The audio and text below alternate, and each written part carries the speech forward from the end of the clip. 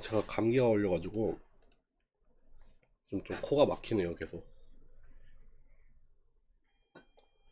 그 월요일에 저희 인공지능학과에 이번에 졸업하는 사람, 이번 여름, 가을 졸업, 가을에 졸업하는 사람이 2명 있잖아요. 이번에 장혜령 교수님 연구실에서 2명이 졸업하는데, 어쨌든 그 2사람 졸업 대상자들이 그거를 했죠. 논문 심사 초록 발표를 해가지고, 그때 시간이 겹쳐서 그냥 수업할까 말까 하다가 혹시나 그거 보러 오는 분들 많고 저도 그냥 들어가서 보고 싶기도 하고 그래가지고 그냥 휴강을 하고 네, 그거를 들어갔다 왔습니다. 근데 되게 잘 하더라고요. 되게 잘 하더라고요. 맨날 그냥 뭐 요즘에 솔직히 다른 사람 발표하는 거 볼 일이 그렇게 많지가 않아가지고 그냥 뭐 해봤자 뭐 여러분들 다 하시는 것처럼 뭐 랩에서 랩 세미나나 랩 미팅 같은 거밖에 안 하잖아요. 그러다 보니까 뭐 맨날 보는 내용만 보고 또 뭐 하던 얘기만 하고 그러다 보니까 뭐 짜임새 있는 얘기를 갖추고 하기보다는 그냥 뭐 그때 프로그레스만 발표하고 그러는데 오랜만에 좀 학회 갔다 와도 좀 그렇잖아요. 학회 갔다 오면은 되게 막 다른 사람들 연구한 거 좀 보고 또 막 발표도 잘하고 이런 거 보고 오면은 되게 좀 약간 연구 뽕을 맞아서 오는데 어제도 되게 다들 생각보다 발표도 되게 잘하고 음 제가 오고 나서 신입생으로 입학했던 분들인데 되게 짧은 시간이었던 것 같은데도 되게 많이 달라진 것 같아서 되게 신기했습니다. 네. 그래서 뭐 그런 게 있었고, 그렇네요. 근데 요새 너무 학기가 시작하면은 너무 바빠서, 뭐 이번 방학이 그렇다고 안 바빴던 것 같지도 않은데 하여튼 이번 학기는 진짜 더 바쁘네요. 정신을 못 차리겠어요. 어떻게 시간이 흘러가고 있는지 진짜 전혀 모르겠어요, 이번 학기는. 하여튼 힘듭니다. 힘드네요. 그렇습니다. 시작을 해보죠. 지난 시간에 기억을 더듬어 보자면은 거기서 끝났던 것 같아요.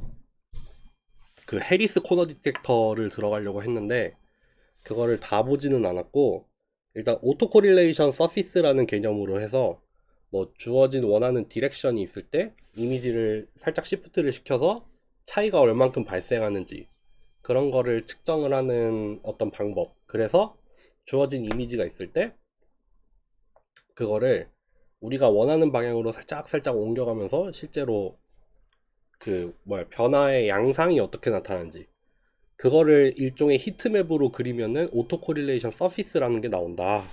그래서 제일 마지막 페이지가 여기였던 것 같아요. 제일 마지막 페이지가 여기여서 몇 가지 후보 위치가 있죠. 지금 같은 경우에는 4가지 후보 위치가 있었는데 그 중에서 어떤 게 좀 피처 내지는 코너로서의 좋은 특징을 가지고 있을까를 좀 생각해 보기 위해서 이제 각각의 위치에서의 패치들 이미지를 쪼각낸 것들은 이렇게 생겼어요.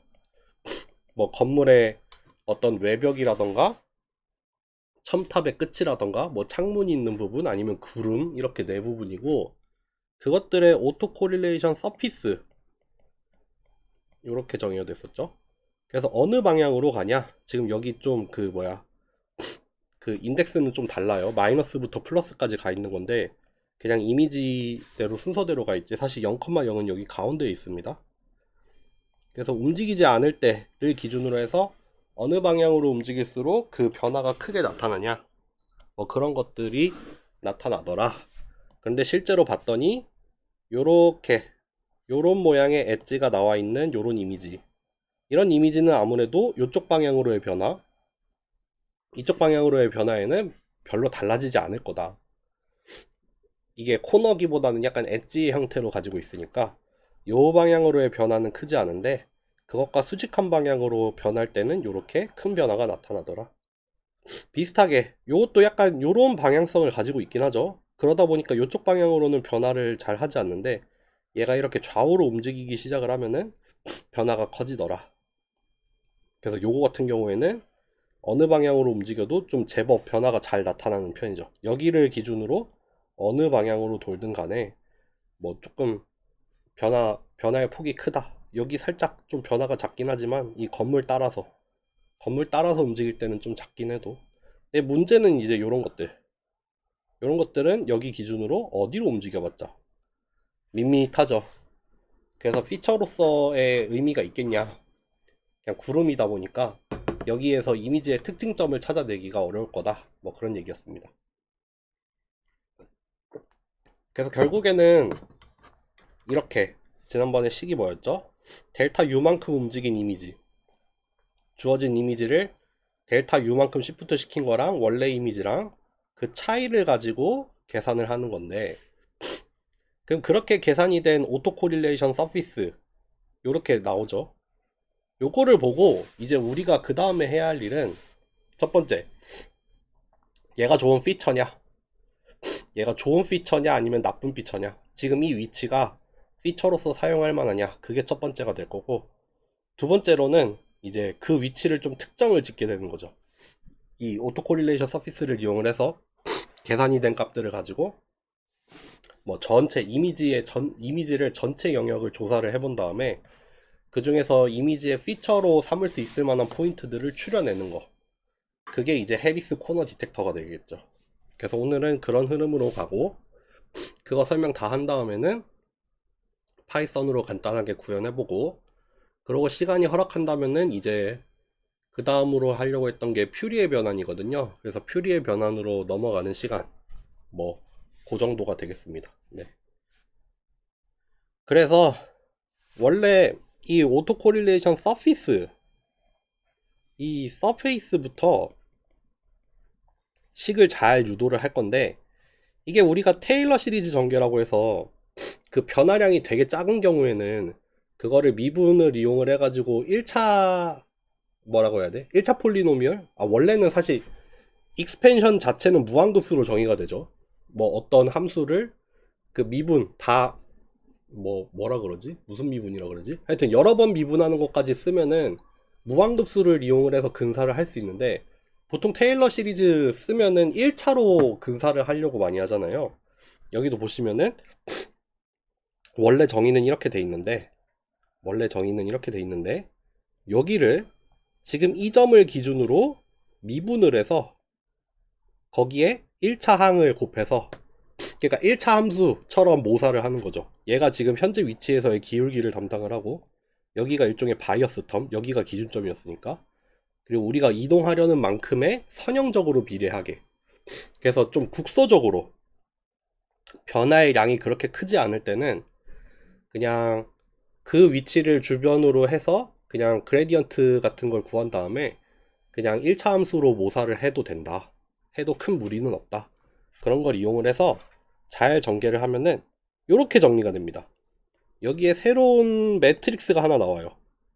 우리는 얘를 뭐라 부를 거냐면은 오토 코릴레이션 매트릭스라고 부를 겁니다. 원래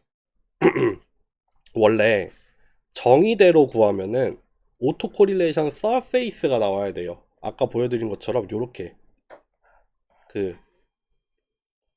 모든 영역에서 그 어떤 레벨을 갖는 뭐 히트맵 내지는 서페이스가 나와야 되는데, 그거를 일일이 다 계산하기는 좀 어렵잖아요. 모든 방향으로 한 칸씩 한 칸씩 움직여가면서 이거를 다 계산을 해야 되는데, 그럴 필요 없이 좀 더 간단하게 우리가 근사를 시키면은 이 오토 코릴레이션 매트릭스라는 걸 이용을 해서 우리가 원하는 방향으로 움직였을 때의 변화량은 이제 여기에 뭐 어떻게 보면 쿼드레틱하게 들어가 있죠.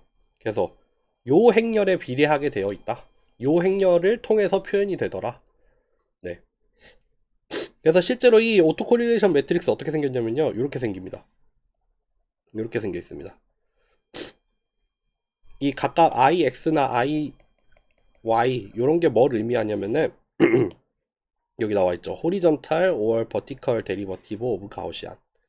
그러니까 뭐 꼭 가우시안일 필요는 없어요. 뭐 간단하게 하면은 우리 옛날에 봤던 것처럼 그냥 간단한 커널 가지고 우리가 가로 방향이나 세로 방향의 변화를 얻을 수 있었는데, 그냥 이런 간단한 커널을 사용을 해도 되지만 해리스 코너 디텍터에서는 보통 일단 가우시안을 쓰긴 씁니다.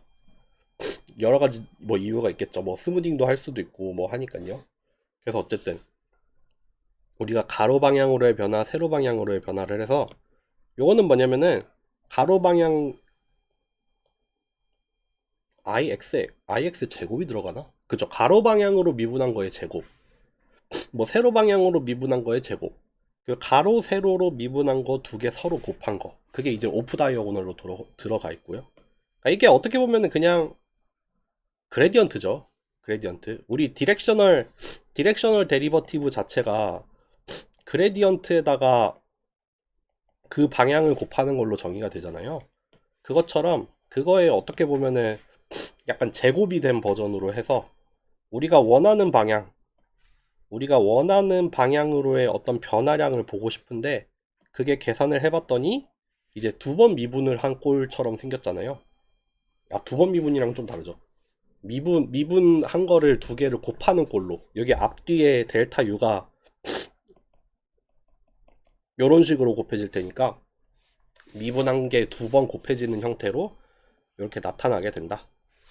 그래서 오토코릴레이션 매트릭스라는 걸 각각의 위치에서 이미지가 주어졌을 때 우리가 관심 있는 그 위치에서 미분을 해야 되잖아요.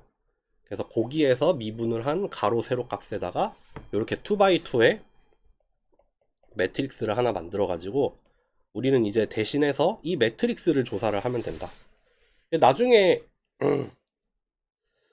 제가 강의 계획에 넣는지 모르겠는데 우리가 그 프린시플 컴포넌트 어널리시스 하면은 싱귤러 밸류 디컴포지션 사용해 가지고 그 매트릭스의 어떤 크기나 방향 같은 거를 얻을 수가 있잖아요. 그거랑 사실 마찬가지죠.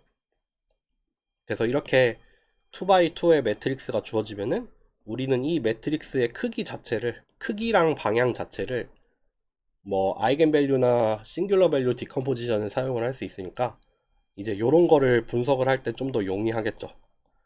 이렇게 A라는 매트릭스가 주어졌을 때 델타 U가 어느 방향일 때 이 변화가 커지냐, 그런 거 아이겐밸류 통해서, 아이겐벡터 통해서 표현이 될 거 아니에요. 그러니까 그런 것도 해석할 수 있게 해주고 할 겁니다. 찾아보죠. 아, 여기 이미 나와 있네요. 그림에. 이미 그림에 나와 있습니다. 그 아이겐 밸류랑 아이겐 벡터의 방향에 의해서 이미 이 주어진 위치에서 어느 쪽으로 움직일 때 얼마만큼 변화가 나타났는지 이런 게 다 나타나 있는 거죠. 네, 그렇게 될 거고요. 넘어갈게요. 그래서 아까 구했던 그 이미지의 패치들이 있었잖아요. 이미지의 패치들로부터 오토 코릴레이션 매트릭스 자체를 구한 거예요. 2x2. 그러니까 여기가 IX의 제곱, 여기가 IY의 제곱, 여기가 IX, IY 두 개 곱한 거. 이렇게 옵다이어고널로 들어가 있는 거. 그래서 그 2x2를 그냥 행렬을 숫자로 보면은 좀 눈에 잘 안 들어오니까 이렇게 그냥 색깔을 쓴 건데, 이게 근데 사실 레벨은 안 맞아요. 아, 이게 컬러 레벨은 이게 그냥 자동으로 맞춰지다 보니까 여기가 흰색이고 여기가 흰색이라고 해서 다 같은 값이 아닙니다. 지금 그거를 맞추진 않았어요. 사실 따지고 보면은 여기는 되게 그냥 흐릿한 색깔이어야겠죠. 변화량이 적으니까요. 어쨌든 그래서 뭐 요 그림 같은 경우에는 아마도 이 2x2 매트릭스를 뭐 아이겐 디컴포지션 같은 거 하면은 뭐 요런 디렉션이랑 요런 디렉션들이 추출이 되겠죠. 그래서 변화가 큰 방향이나 작은 방향 같은 게 나올 거고, 뭐 얘도 마찬가지일 거고요. 뭐 전반적으로 큰 값, 뭐 어떤 방향으로 가든 전반적으로 크게 나타나는 거, 그런 것도 있을 거고요. 근데 일단 2x2 매트릭스만 봐가지고는 몰라요. 2x2 매트릭스만 봐가지고는 모르고 이제 요거를 이용을 해서 아이겐밸류를 구하던가 아니면 디터미넌트와 트레이스를 이용을 해서 이 행렬의 크기 자체를 조금 러프하게 측정을 해서 이제 얘가 코너가 되냐 안 되냐 이런 거를 측정을 할 겁니다. 판단을 할 겁니다. 네.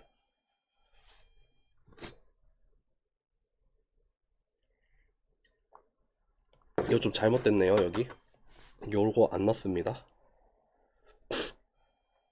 네, 넘어갈게요. 그래서 아이겐밸류 오토코릴레이션 매트릭스로부터 아이겐밸류를 구한 거가 각각 람다 x, 람다 y라고 나왔다고 쳐요. 뭐 디렉션이 어디가 됐든 간에. 그러면은 사실 어떻게 되겠어요?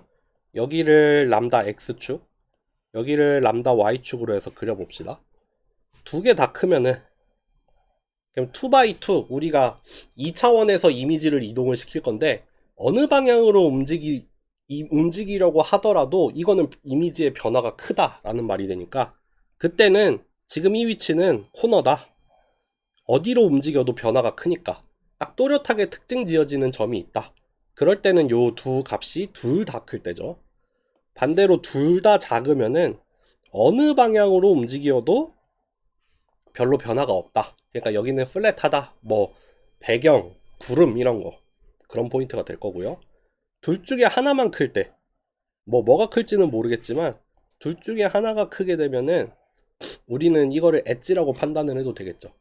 특정 방향으로 움직일 때만 변화가 크고 어떤 방향으로 움직일 때는 변화가 작으니까 그때는 엣지의 형태를 가진 어떤 피처라고 생각을 해도 되겠죠. 그래서 이렇게 아이겐밸류를 구해서 그 아이겐밸류를 가지고 뭐 이런 식으로 판단을 내려도 된다. 그래서 이게 코너냐 엣지냐 아니면 플랫하냐 이런 것들을 판단을 할 수가 있습니다. 네.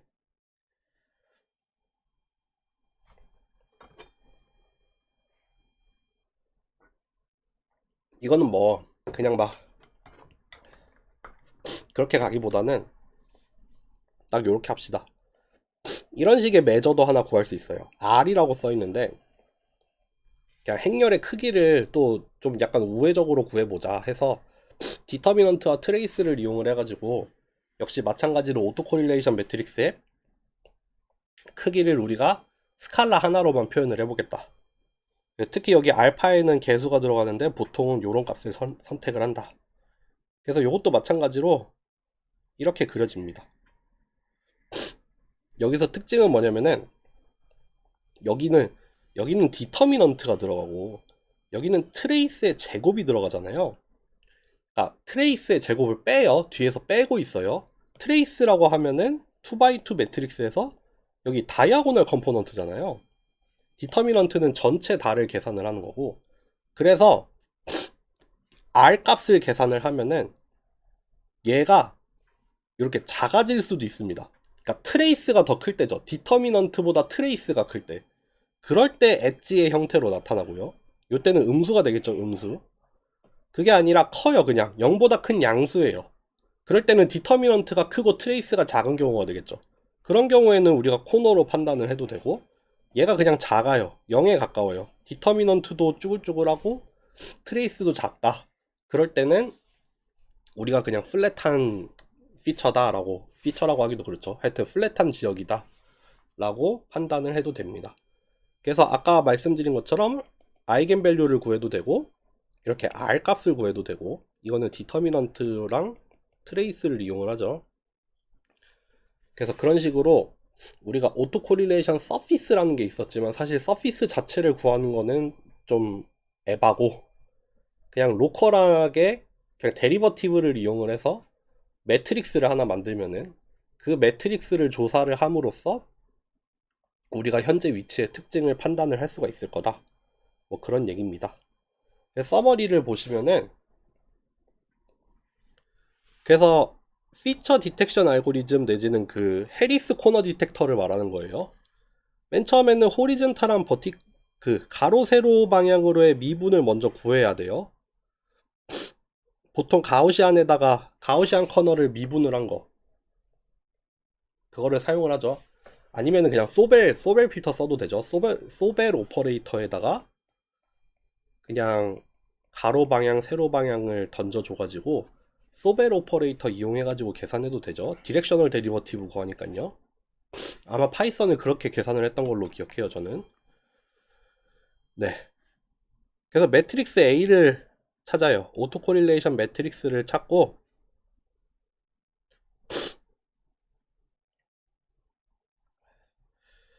요런 라저 가우시안에 대한 얘기는 우리 퓨리의 변환과 그 알리어싱에 대한 얘기를 할 때 좀 더 자세하게 합시다. 어쨌든 로컬 맥시마를 찾자. 로컬 맥시마가 왜 나왔을까?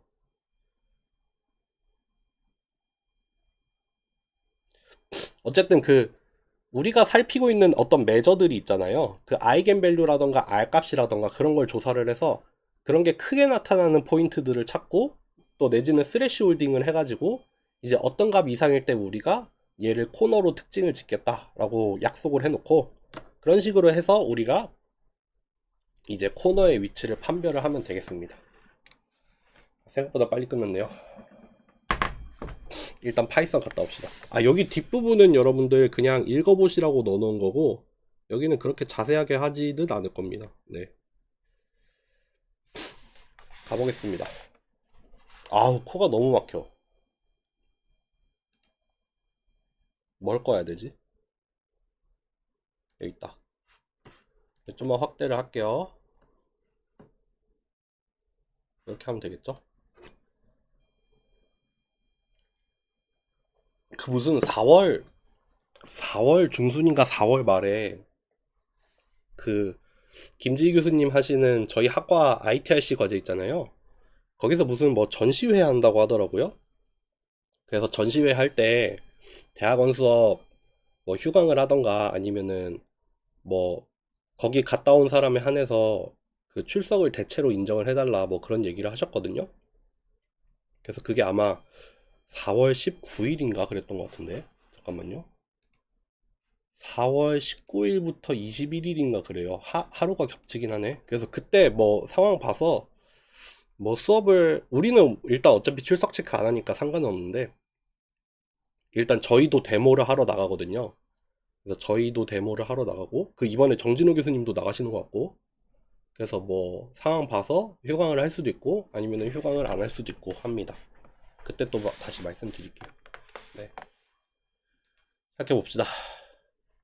이거 올려드렸죠. 이거 올려드렸습니다. 요 빌딩 이미지. 그 강의 자료에 넣었던 그 이미지예요. 건물 이미지고 그 강의 자료에 사용했던 그 4개의 위치 있잖아요. 그것도 여기 사실 똑같이 나와 있어요. 그래서 이미지 읽어오고 우리가 조사하려는 4개의 지점을 이렇게 명시를 할 거예요. 그래서 이미지를 그리고 스캐터 플롯으로 여기 명시한 4개의 지점을 점을 찍고요. 여기 그 스캐터랑 IM쇼랑 가로 세로축 바뀌어가지고 이렇게 반대로 넣어놓은 거예요. 그래서 뭐 저장은 안 해도 되니까 이렇게 실행을 해보겠습니다. 그럼 이렇게 여기 4지점이 될 겁니다. 요 4지점.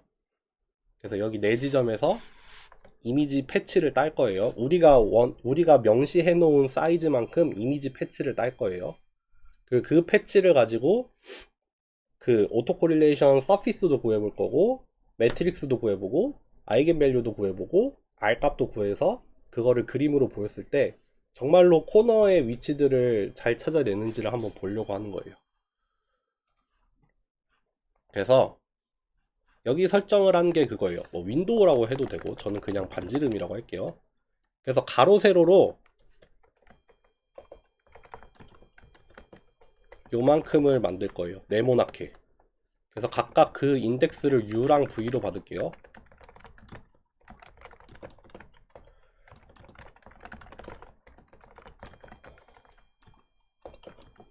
그래서 여기 U랑 V 안에 들어가 있는 지금 1씩 증가하는 정수가 들어가 있을 거니까 나중에 이미지 패치로부터 상대적인 위치를 이동을 할 때 U랑 V에 있는 값들을 빼가면서 이동하면 되잖아요.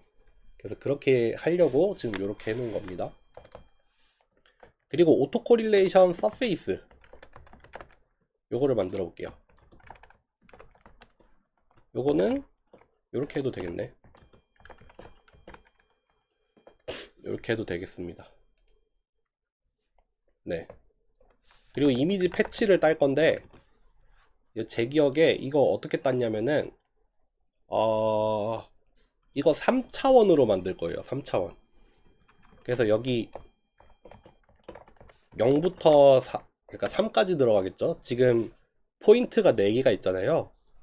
저희가 그냥 지정해 놓은 포인트가 4개가 있어서 그거 4개를 여기 세 번째 인덱스로 줘서 3차원으로 어레이를 만들어 놓을 겁니다. 이거 그냥 가져올게요. 이 초기화 하는데 보면은 여기 맨 마지막에 그 점의 개수 들어가 있잖아요. 그래서 그냥 3차원 어레이로 만들 거다. 그리고 기준이 되는 패치랑 우리가 원하는 방향 델타 U로 움직였을 때, 그러니까 사이즈는 똑같겠죠. 이미지 사이즈는 똑같은데 시프트 된 다음에 패치, 그거를 패치 시프트라고 얘기를 해 놓을게요. 여기는 붙이고 여기는 안 붙이니까 좀 그렇네. 어쨌든 저기 나와 있는 대로 하겠습니다. 볼까요? 여기 이거 좀 제가 사용하는 문법을 좀 따라가는 것 같은데, 일단 이거 그냥 가져올래. 우리가 설정한 위치에서, 이거 되게 복잡하네. 여기죠, 여기. 우리가 설정한 위치라 함은 여기 컴마 여기일 거예요. 주어진 이미지가 있을 때 우리가 보고 싶은 이미지의 위치는 아까 그 들어가 있던 포인트의 X좌표랑 Y좌표, 여기가 중심이 되겠죠. 거기에 있는 픽셀 값일 텐데, 이 패치 자체는 이제 여기를 중심으로 해서 우리가 명시를 해놨던 그 사이즈만큼을 읽어와야 되잖아요. 그래서 그게 그냥 인덱싱을 해가지고 이렇게 가져오면 될 겁니다. 네. 그래서 그냥 거기 아까 중심 위치를 기준으로 마이너스 R부터 플러스 R까지 그냥 가는 거예요. 이거 아까 말을 잘못했네. 이거 2R 더하기 1 바이 2R 더하기 1이겠네요. 중심점도 들어가 있으니까. 어쨌든 요거는 뭐냐면은 현재 명시된 위치에서의 이미지 패치. 그러니까 요게 이제 비교 대상이 되는 거죠. 비교 대상. 얘를 기준으로 해놓고 여기서부터 델타 U만큼 움직였을 때 얼마나 달라지나를 얘하고 비교할 거예요. 그래서 걔가 뭐냐? 얘입니다. 여기 이중 루프를 그냥 돌 겁니다. 그래서 여기 U랑 V로 움직일 거예요. 이 지금 주어진 패치를 위치를 기준으로 해서 우리가 가로 세로로 얼마만큼 돌 수가 있잖아요. 근데 그게 우리가 명시를 했던 그 반지름 이상으로는 나가지 않게 하려고 해서 요렇게 했고요. 그래서 아까랑 똑같은데 요만큼이 시프트가 돼 있는 거예요. 아까랑 여기 첫 번째 인덱스에서는 U만큼 시프트가 되어 있고 두 번째 인덱스에서는 VJ만큼 시프트가 되어 있어서, 그러니까 출발 위치는 요거랑 똑같은데 여기서부터 마이너스로 갈 수도 있고 플러스로 갈 수도 있고, 마찬가지로 마이너스 갈 수도 있고 플러스 갈 수도 있고. 그래서 그 IJ번째 위치에서의 그 에러의 제곱의 합이잖아요. 그래서 여기 에러를 구하죠. 오리지널 이미지랑 시프트 된 이미지랑 두 개 뺀 다음에 각각의 자리에서 제곱을 하죠. 어레이니까 그냥 엘레멘트 와이즈로 제곱을 한 다음에 그거를 다 더해 버릴 겁니다. 그러면은 오토 코릴레이션 서피스가 하나 나오겠죠. 그래서 이렇게 계산하면 되고, 요거를 그냥 그림으로 좀 보여주려고 서브플롯 좀 나눠가면서 요렇게 그린 겁니다. 요거 한번 해볼게요. 실행 한번 해보죠. 요렇게 나옵니다. 그 강의 자료에 나왔던 그거예요. 근데 여기서도 마찬가지로 컬러 맵이 지금 맞나 안 맞나 잘 모르겠다. 어찌 됐든 간에 아까 말씀드린 것처럼 이제 특정 방향으로 움직일 때 뭐 특별한 변화가 나타나냐 안 나타나냐, 아니면 어떤 방향으로든 변화가 크냐 작냐 뭐 그런 걸 가지고 우리가 따질 수 있을 거다. 지금 반지름을 10으로 설정을 해놨으니까 20 바이 20짜리 패치를 가지고 움직였고, 그러다 보니까 이동하는 폭도 20 바이 20까지만 움직였어요.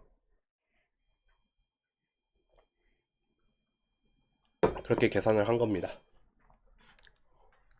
넘어가죠. 말이 너무 빠른가? 좀만 천천히 해야겠다. 여기 소벨 오퍼레이터를 그냥 들고 올게요. 매스까지 들고 올까? 그쵸, 파이 들어가야 되니까. 이거 저번이 뭐야? 저저번에 그 무슨 소벨 또 뭐 라플라시아노브 가우시안 뭐 이런 거 할 때 나왔던 건데, 주어진 이미지가 있고 우리가 미분을 하기를 원하는 어떤 방향을 여기다가 주면은 그 방향으로의 디렉셔널 데리버티브를 구해서 그거를 이제 또다시 하나의 그레이스케일 이미지로 반환을 해주는 그런 함수가 있었어요. 그래서 소벨 오퍼레이터라고 했었는데 걔를 가져왔습니다. 왜냐하면은 여기다가 1,0도 넣고 아니면은 0,1도 넣어서 우리가 원하는 뭐 그 가로 방향, 세로 방향으로의 데리버티브를 계산을 하려고 하거든요. 근데 굳이 따로 구할 필요 없이, 아이고, 따로 구하지 않고, 아이고, 이거 꺼졌죠. 잠시만요. 굳이 따로 구하지 않고 이렇게 그냥 소벨 오퍼레이터를 사용을 하겠습니다. 네, 녹화되고 있는 건가? 되고 있네요. 그리고 여기 밑에 부분 한번 봅시다. 똑같아요. 똑같은 거 하는데 어디를 가져올까? 여기는 똑같죠. 여기는 그냥 그 이미지 패치 따오는 거 세팅하는 거고, 이거 뭐예요 이제? 오토 코릴레이션 매트릭스 만들 거다. 2x2로 만들 거다. 그래서 아까 저기에서는 오토 코릴레이션 서피스를 구하기 위해서 이 IJ로 UV 방향으로 다 움직이면서 이동을 시켜보면서 그 에러의 제곱을 구해가지고 계산을 했는데, 이제는 그냥 디렉셔널 데리버티브 이용하면은 아까 A라고 나왔었죠? IX 제곱, IX, IY 이렇게 들어가죠. 그리고 또 뭐 IX, IY, IY의 제곱. 그래서 가로 방향, 세로 방향으로 미분한 거 가지고 이렇게 A라는 매트릭스 만들 거고, 그 다음에 이제 아이겐밸류랑 R값 계산해가지고 뭐 코너 여부를 판별을 해보겠다입니다. 그래서 요거 가져와 볼게요.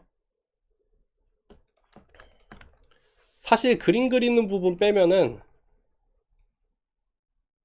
아이겐밸류도 빼면은 이거죠. 네, 별거 없습니다. 내가 설정한 포인트에서 일단 이미지 패치 가지고 오는 거는 아까랑 똑같죠. 그리고 그렇게 가져온 이미지 패치에 대해서 가로 방향, 세로 방향의 그레디언트를 구했어요. 이거는 순서가 바뀌어도 되죠. 사실 순서 바뀌는 게 더 나을 수도 있어요. 굳이 매번 미분할 필요 없이 미분 한 번에 다 해놓고 그거를 구역으로 불러오는 게 사실 더 효과적이겠네요. 지금 생각해보니까. 어쨌든 가로 방향으로는 디렉션을 이렇게 줬고 세로 방향으로는 디렉션 이렇게 줬습니다.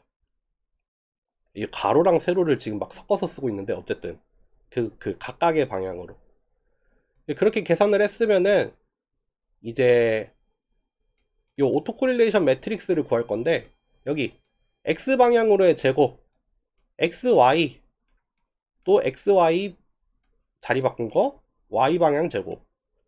그래서 그렇게 스칼라 4개를 계산을 합니다. 썸을 해가지고 그렇게 한 다음에 이제 2x2의 매트릭스가 나올 거예요.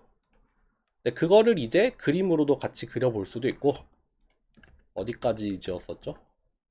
그림으로 그리자면은 이렇게 나올 겁니다. 아까 강의 자료에도 한번 나왔지만 한번 실행해 볼게요. 이렇게 2x2 매트릭스 프린트도 해볼까요?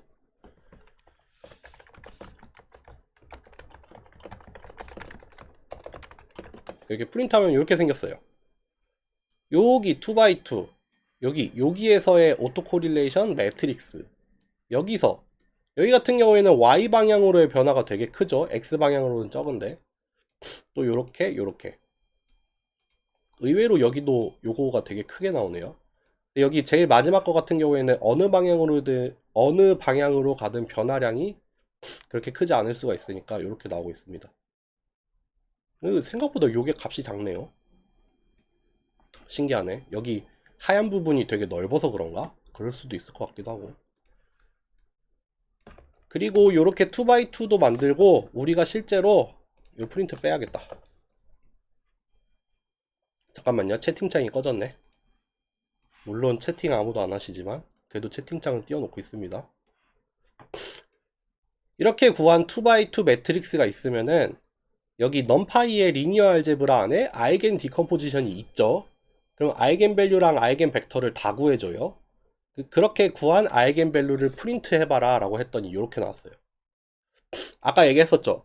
값이 둘 다 크면은 요 경우가 그나마 둘 다 큰 경우인데, 값이 둘 다 클수록 이거는 코너에 가까운 성질을 가지고 있고, 둘 중에 하나만 크면은 이거는 이제 엣지로서의 성질, 둘 다 작으면은 이거는 좀 플랫하다, 뭐 그런 얘기를 했었죠.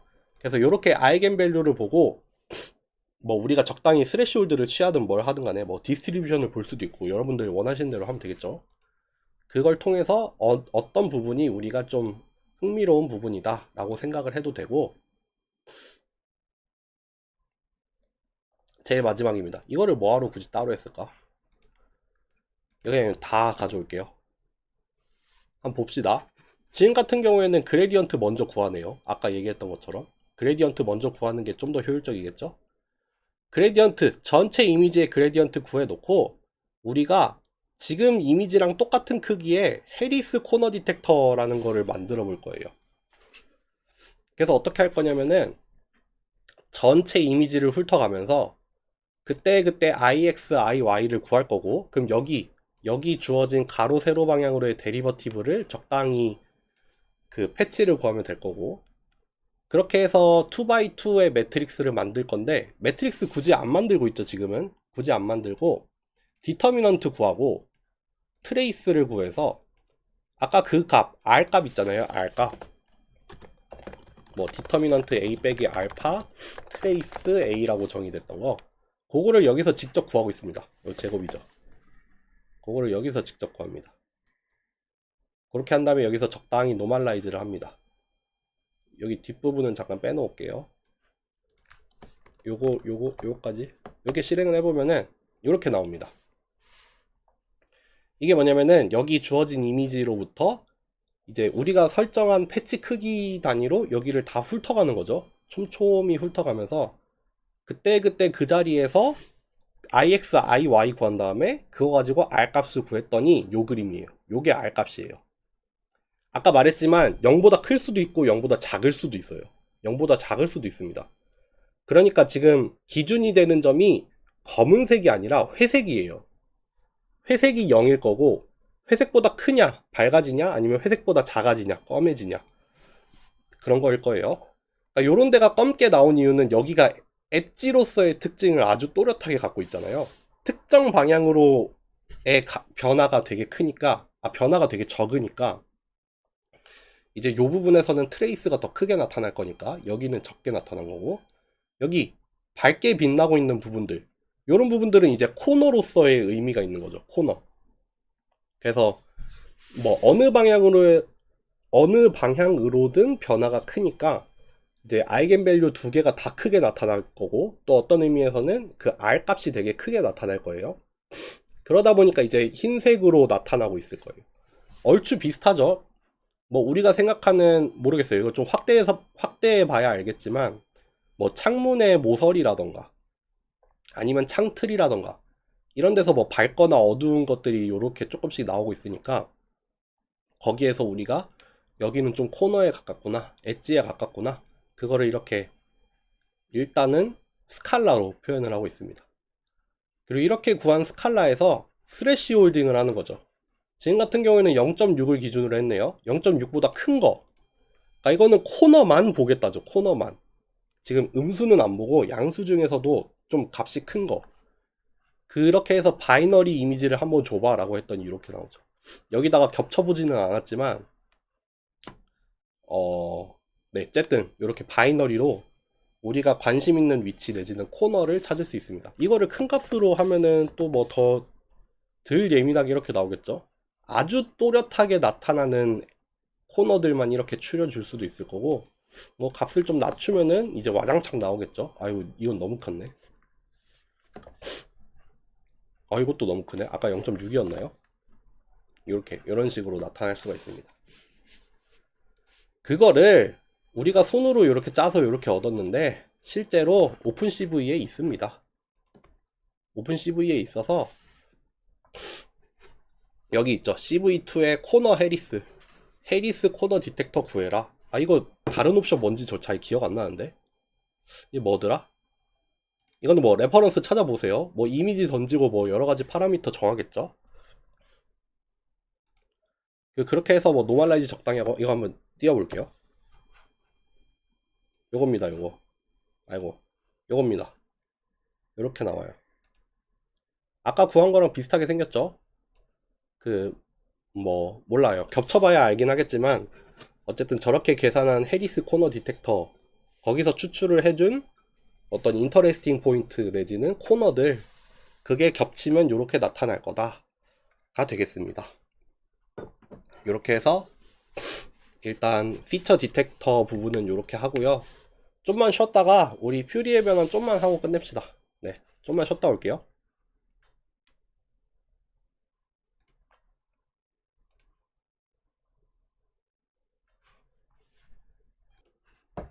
녹화 다시 할게요. 오늘 퓨리의 변환 이 지금 좀 약간 애매하게 걸쳐 있네요. 맨날 저번에 언제부턴가 진도를 딱 깔끔하게 빼지를 못한 날로부터 시작을 해가지고 되게 하루의 수업을 지난 시간에 이어서 조금 하고 파이썬 한 다음에 다음 거 살짝 보고 끝나는 그런 게 되고 있는데 이거 언제 한번 끊어야 되나? 근데 오늘도 제 생각에 퓨리의 변환 다 할 순 없어요. 이거는 다 하기는 너무 어렵고 오늘도 감만 잡아봅시다. 퓨리의 변환이란 무엇인가? 특히 퓨리의 변환이 우리가 인공지능학과 대학원인데 어 인공지능학과 대학원이고 보통 이제 뭐 컴퓨터 비전이래. 컴퓨터 쪽 전공을 하시는 분들이나 아니면은 이제 전공을 좀 갈아타서 오시는 분들이 많잖아요. 그래서 퓨리의 변환을 아예 처음 들어보는 분들이 꽤 많으신 것 같아요. 근데 저는 사실 학부뿐만 아니라 박사까지 전공이 이제 기계과였거든요. 기계공학과였고 물론 로봇을 전공을 하긴 했지만 기계공학과에서 뭐 그런 거를 많이 배웠기 때문에 저는 학부 때부터 퓨리의 변환을 정말 많이 배웠거든요. 이거는 뭐 신호나 시스템 해석하는데 되게 자주 등장하는 애여서 퓨리의 변환을 상당히 많이 접했었는데 컴퓨터 비전 첫 학기 때 퓨리의 변환을 했더니 처음 듣는 분들이 생각보다 많더라고요. 그래서 그렇구나, 퓨리의 변환이 그렇게 사람들한테 익숙한 주제는 아니구나 싶어서 그냥 좀 하는 김에 약간 시간을 할애를 해서 컴퓨터 비전 할 때 퓨리의 변환을 좀 다루기는 다루고 있습니다. 네. 그래서 오늘은 막 여기 뒤에 있는 자세한 내용까지 들어가기보다는 퓨리의 변환의 개념을 잡아보자. 뭐 특히 요런 설명이 주가 될 거예요. 주파수 도메인이라는 말을 쓸 거예요. 내지는 우리나라 아니 영어로는 프리퀀시 도메인, 주파수 도메인이라는 말을 쓸 건데 이 주파수 도메인이라는 걸 어떻게 이해를 하면 좋을까? 아이고, 그거에 대한 얘기를 살짝 해보고 오늘 괜찮으면은 거기까지 한번 해보겠습니다. 뭐냐면은 이것도 이번에도 강의 자리 없이 그냥 슬슬 말로 하게 되네. 아까 테일러 시리즈가 마침 나왔네요. 테일러 시리즈 스펠링이 뭐지? 갑자기 기억이 안 나네. 테일러 시리즈인가? 테일러 시리즈의 핵심은 결국 뭐냐면은 이거 보통 뭐 무슨 시리즈라 그러죠? 테일러 시리즈도 있고 퓨리의 시리즈도 있죠. 결국에는 무한급수인데 이제 주어진 어떤 함수를 뭐라고 쓸까? x라고 써볼게요. 어떤 무한급수로 표현을 하겠다는 거예요.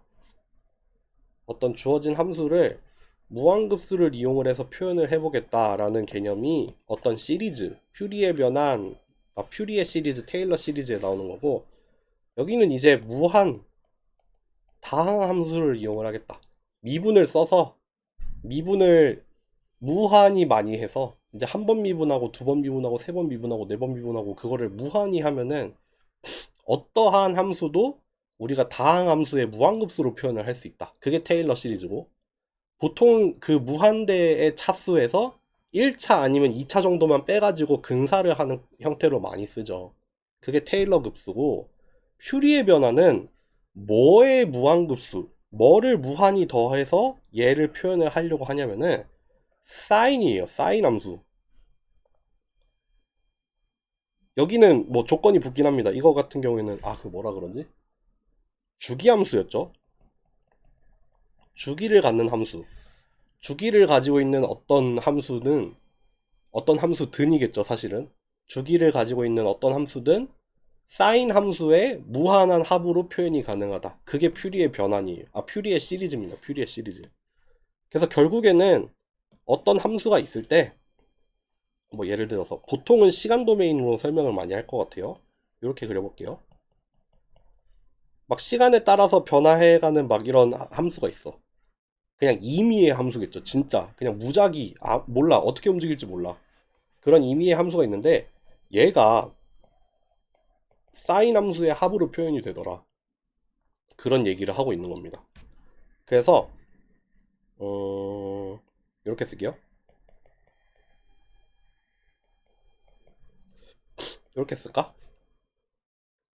뭐 보통은 그냥 사인 뭐 t 더하기 세타 뭐 이 정도로 써도 될 것 같긴 한데, 그냥 주기라는 의미를 살리기 위해서 여기 앞에다가 2파이까지 곱할게요.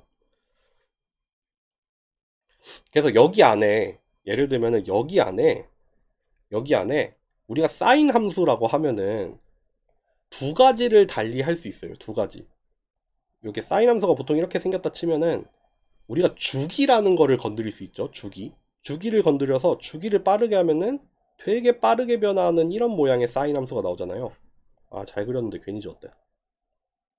이렇게 주기가 높아지는 거죠. 이러면 주기를 높여서 이거를 진짜 빠르게 변화하게 만들 수도 있고, 아니면 주기를 늦춰서 이렇게 변화하게 만들 수도 있어요. 그거 우리가 조합하기 나름이에요. 뭐를 어떻게 더할지는 뒤에 가서 나올 거지만, 어쨌든 요거를 하나 조정할 수 있고 또 하나 조정할 수 있는 게 요거예요. 요거. 네. 요 주기를 살짝 시프트를 할 수도 있죠.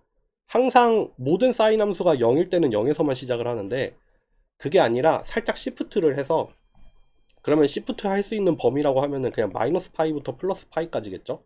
라디안으로 썼을 때 180도씩 그냥 움직일 수 있죠.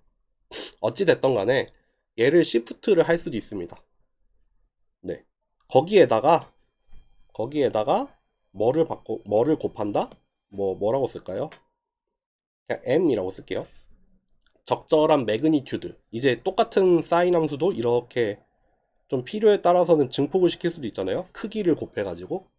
그럼 우리가 어떤 함수를, 이렇게 주어진 어떤 함수를 얘네들의 합으로 이제 표현을 하려는 거예요. 표현을 할 때 달리 할 수 있는 게 뭐가 있냐면은 주기를 얼만큼 늘렸다 줄였다 할 수도 있어요. 또는 요거 앞으로는 페이즈 시프트라고 부를 거예요. 페이즈 시프트를 줄 수도 있고, 뭐 매그니튜드를 달리 할 수도 있죠.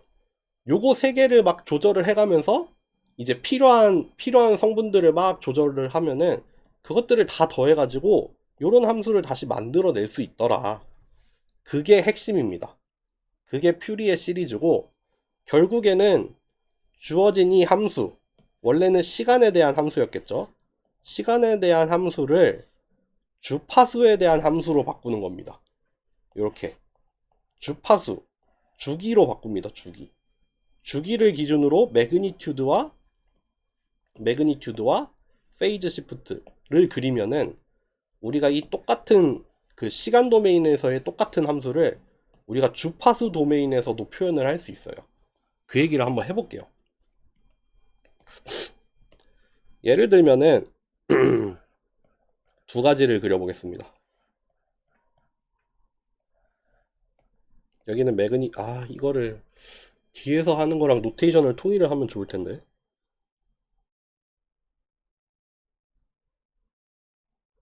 잠시만요.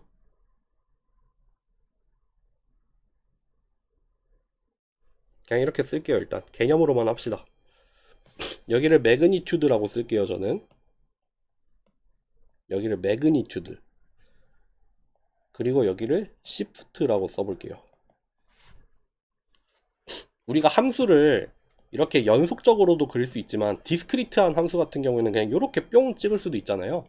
그냥 어떤 위치에서 특정 값, 또 뭐 연속적으로 이렇게 막 어떤 위치에서 특정 값, 마이너스는 없겠지만 하여튼 어떤 위치에서 특정 값으로 그릴 수도 있죠. 디스크리트한 함수를. 이렇게 한번 그려볼게요. 그리고 우리가 함수의 원형을 이렇게 쓴다고 합시다. 2파이 이렇게 쓸게요.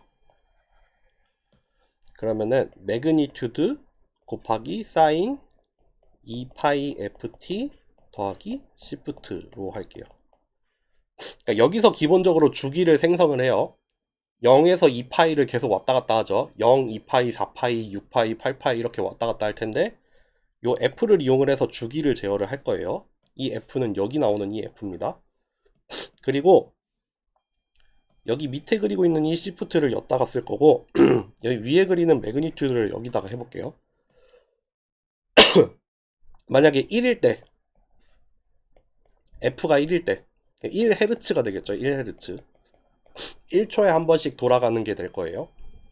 그때 매그니튜드가 뭐 5다. 페이즈 시프트는 한 30도만 줘볼까요? 그러면은 이미 여기 제가 지금 하려는 게 뭐냐면은 여기를 기준으로 해서 오른쪽에는 동일한 함수인데 그거를 주파수 도메인에서 표현을 해보려는 거예요. 똑같은 함수를 주파수 도메인에서 표현할 거고 왼쪽에는 뭘 그릴 거냐면은 똑같은 함수를 시간 도메인에서 그려볼게요. 그래서 ft를 이렇게 그릴 겁니다. 그러면은 우리 일단 어떤 함수인지, 그러니까 어떤 주기를 갖는 사인이 지금 여기에 들어가 있는지 알죠? 이렇게 사인 함수가 하나 들어가 있고 얘가 지금 1Hz니까 여기에 1이 들어가죠. 그러니까 얘가 1초, 2초마다 지금 이게 반복이 되고 있는 사인 함수가 여기 안에 들어가 있어요. 그리고 매그니튜드는 5죠, 5. 여기가 5고 여기가 마이너스 5가 되는 사인 함수가 하나 들어가 있어요. 근데 요만큼 틀어져야 돼. 그러니까 결국 지금 쓰면은 5 곱하기 사인 2파이 t 더하기 30도가 나와야 되잖아요. 그쵸? 그러니까 요 함수가 요렇게 30도 정도 요렇게 빨라요. 30도 살짝 빠르게 나와요. 요거일 거예요, 요거. 우리가 지금 이 함수예요. 요거예요. 요 함수. 요 함수인데 요 함수를 시간 도메인에서 그리면은 이렇게 진동하고 있는 사인 함수예요. 근데 이 사인 함수의 주파수는 1Hz짜리고 그쵸? 1Hz고 진폭은 5가 되고 근데 그거를 우리가 주파수 도메인에서 표현을 하는 거예요. 여기 지금 주어진 함수 안에는 원래 주어진 함수가 사인의 무한급수로 표현이 된다고 했는데 그 중에서 성분이 딱 하나 들어있어요. 하나. 어느 대역, 어느 주파수 대역에 들어있냐면은 1Hz 대역에 들어있어요. 여기는 그냥 딱 1Hz로 진동하는 사인 함수 하나 들어가 있잖아요. 그러니까 여기 1Hz 대역에 매그니튜드 5고 1Hz 대역에 그 매그니튜드 5일 때 시프트는 30도가 되어 있는 그 사인 컴포넌트가 여기 하나 들어가 있다고. 그러니까 똑같은 함수예요. 똑같은 함수.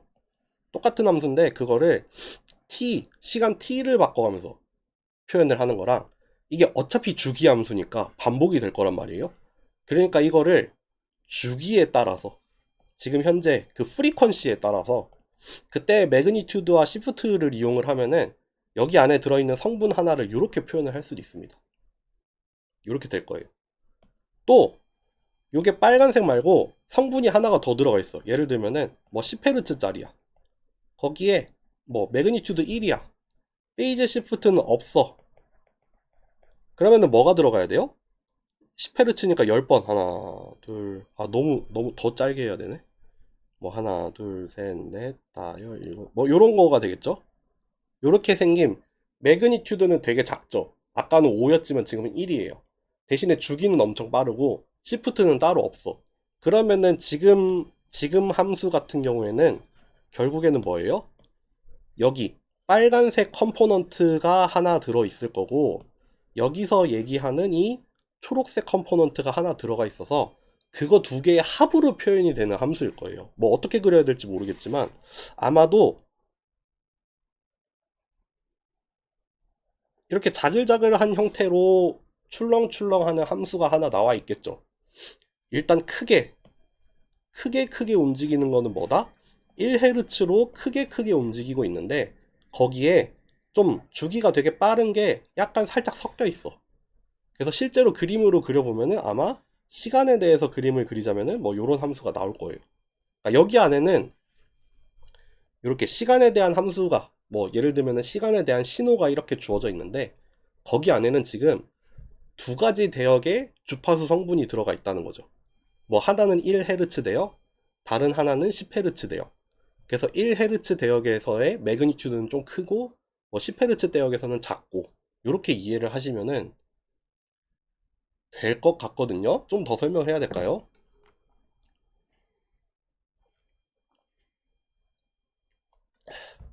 그래서 우리가 너무 준비 없이 막 말로만 설명했다.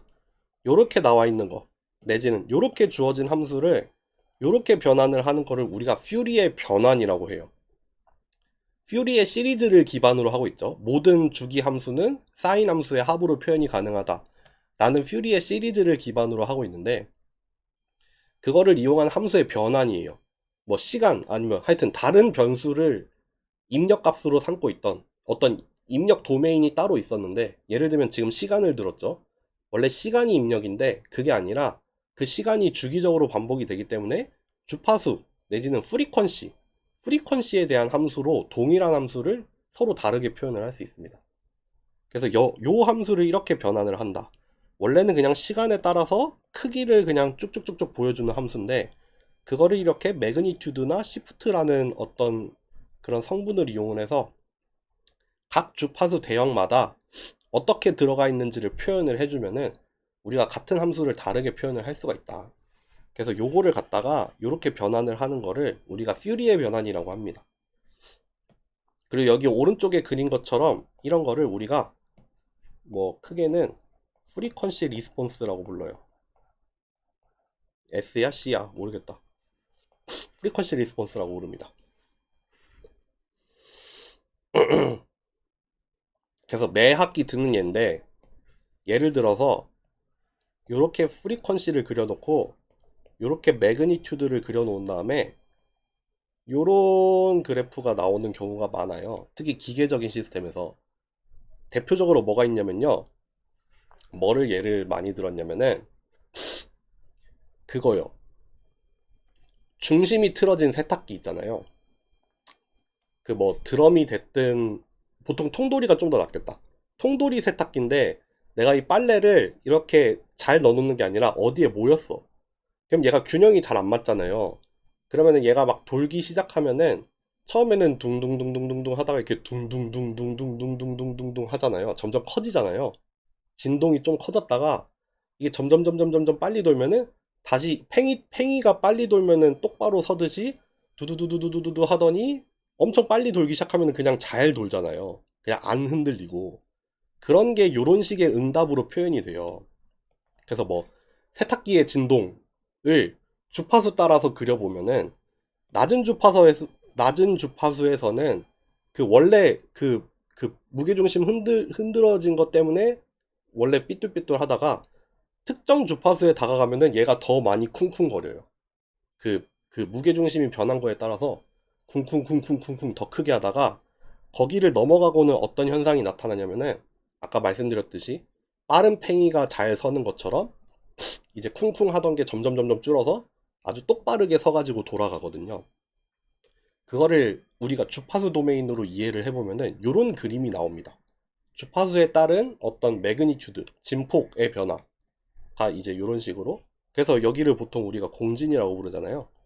레조넌스를 이룬다라고 하는데 어쨌든 그렇게 세탁기의 예를 들어서 큐리의 변환을 한번 얘기를 해봤습니다. 그렇죠. 그렇습니다. 그래서 결국 뭘로 이어가면 좋을까? 원래 이렇게 얘기하고 끝나려고 했는데 시간이 좀 남았네.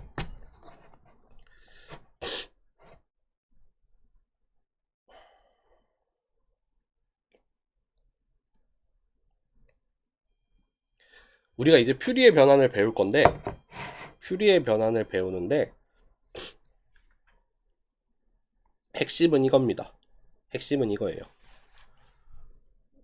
우리가 이너 프로덕트라는 걸 계산을 할 때 우리가 주어진 두 벡터가 있으면은 두 벡터의 이너 프로덕트를 이렇게 구하잖아요. 거기 안에 들어가 있는 스칼라들을 이렇게 순서대로 다 똑같이 곱해서 그거를 다 전부 다 더하는 걸 우리가 이너 프로덕트, 내적이라고 부르고, 이거를 통해서 우리가 뭘 봐요? 두 벡터의 유사도를 보잖아요. 유사도. 요거를 같은 자리에서 다 곱해가지고 더해서 이 두 벡터가 얼마나 유사한가를 따지는데, 컨볼루션도 약간 비슷한 의미가 있었죠. 비록 제가 방향은 뒤집어서 정의를 한다고 했지만 컨볼루션도 결국에는 주어진 이미지에다가 어떤 커널을 겹쳐놓고 요 영역에서의 웨이티드 썸을 구하잖아요. 방향을 뒤집어서 웨이티드 썸을 구해서 결국에는 이것도 어떻게 이해를 해요? 유사성이잖아요. 유사성. 이 주어진 이미지에 요렇게 생긴 커널이 얼마나 들어가 있냐를 따진다고 했는데, 이 퓨리의 변환에서도 비슷하게 합니다. 비슷하게 해요. 그래서 어떻게 하냐면은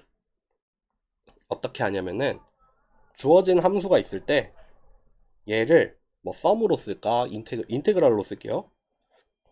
주어진 함수가 있을 때 우리가 알고 싶은 어떤, 이렇게 써볼게요.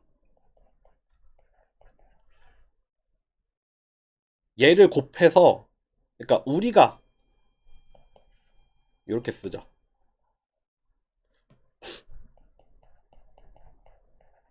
이렇게 씁니다. 그래서 뭐라고 쓸까? 매그니튜드라고 할까?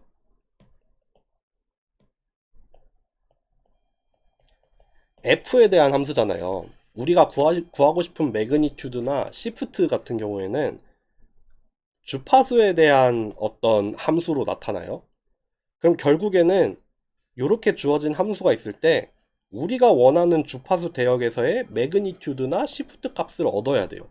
이거를 계산을 해내는 게 퓨리의 변환인데, 사실 어떻게 하냐면요, 여기다가 우리가 관심 있는 그 주파수 대역의 사인 함수, 우리가 관심 있는 주파수 대역의 사인 함수를 그냥 곱해요.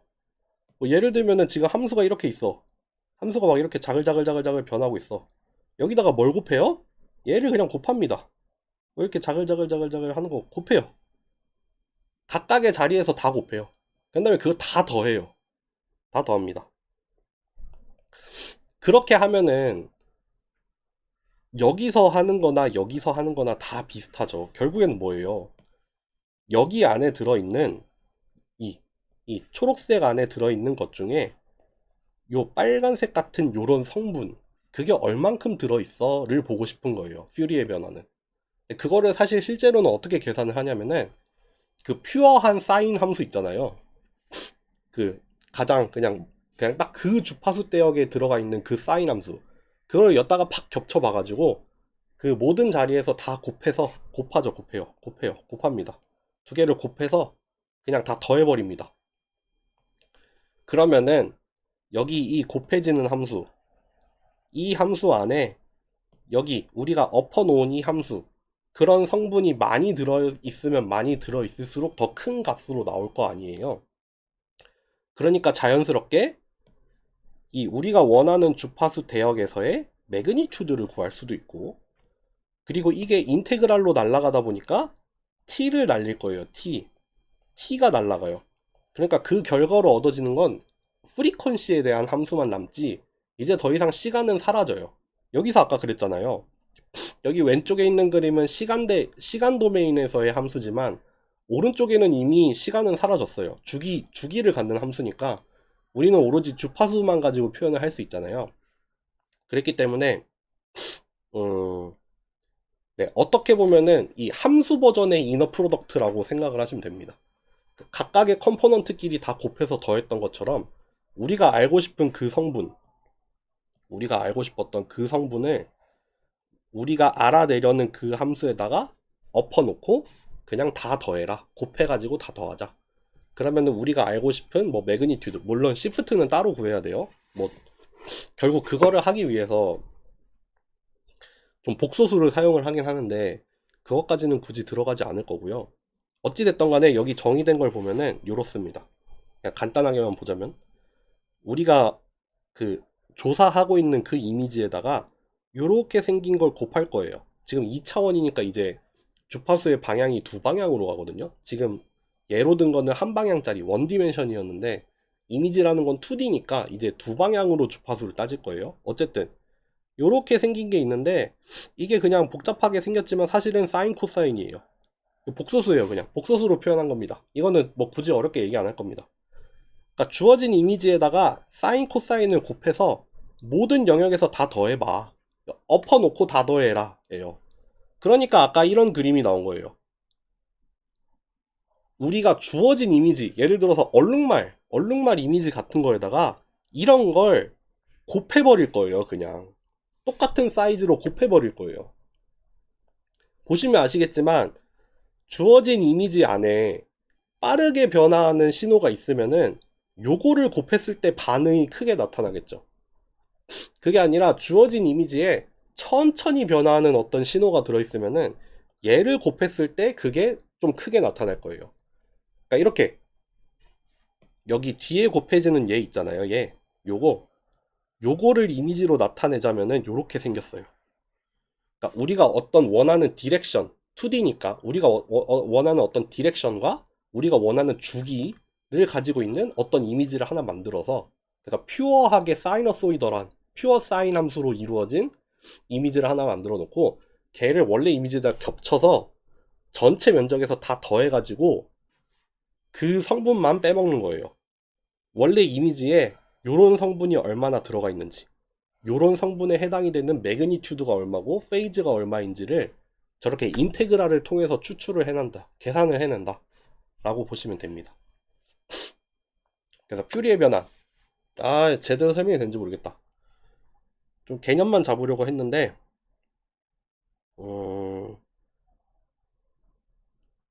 하여튼 다음 시간에는 요런 느낌을 가지고 오시면 좋을 것 같아요. 이미지라는 거를 이제 주파수 도메인에서 표현을 할 거다. 그래서 그 이미지에 반복되는 어떤 패턴이나 무늬들을 우리가 프리퀀시를 이용을 해서 표현을 할 거고 분석을 할 거다. 그거를 하기 위해서 우리가 퓨리의 변환이라는 걸 사용을 할 거고, 그러다 보니까 좀 주파수 도메인에 대한 이해가 좀 필요해서 오늘 좀 사설이 길었네요. 네, 그랬다고 보시면 됩니다. 그래서 오늘 그냥 여기서 마무리합시다. 그래서 다음 시간에 퓨리의 변환 좀 더 자세히 마무리를 하고, 역시 시간이 허락한다면은 그 퓨리의 변환을 파이썬으로 짜는 거, 그리고 뭐 오픈CV가 있다면 오픈CV로 짜는 거, 그거를 예를 들어서 보여드리는 걸로 하겠습니다. 네, 그럼 오늘 여기까지 하겠습니다. 수고하셨습니다.